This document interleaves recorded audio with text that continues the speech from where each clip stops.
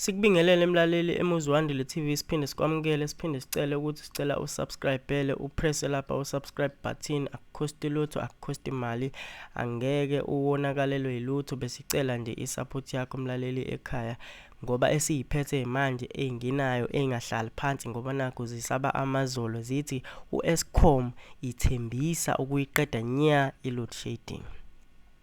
Inkampani ephehla ugesi kuleli iEskom ithi zihamba kahle izinhlelo zokuguqula isimo njengoba sebenyukelwe yithemba ngokuqeda unomphela ukucinywa kukagesi. iEskom ithi ukuzinza kwesimo esiteshini iMatla eMpumalanga kunomthelelo ekumiseni uhlelo lokucinywa kukagesi. Sekuphele izinsuku ezingu-144 ungacimi ugesi eNingizimu Afrika. Lesiteshi esiphehla ugesi ngelahle singesinye seziteshi ezimqoka eziqaphelwe ngehlo lokhozi ohlelweni lwe-Generation Operational Recovery.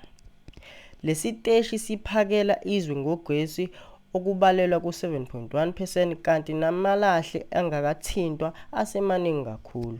Imenenja jikelele esiteshini uMatla uMasarati Lesolang ubeke kanje: ukuguquka kwesimo okudalwe ukukhula kwamandla okuphehla ugesi kubuyise imiphumela emihle kwezezimali ngonyaka ka-2023.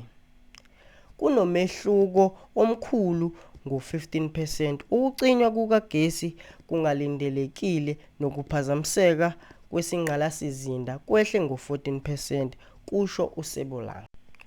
NgoLwesithathu lesiteshi sivakashelwe ongoti emikhakheni eyahlukene okubalwa bezozibonela ngawabo amehlo.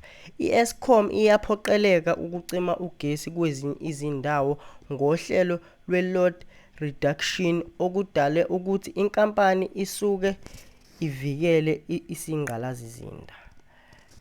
Sivala lapho-ke zanamhlanje balaleli indaba. Bengicela nje ukuthi upresse usubscribe button, ngicele nesupport yakho nisale kahle emakhaya.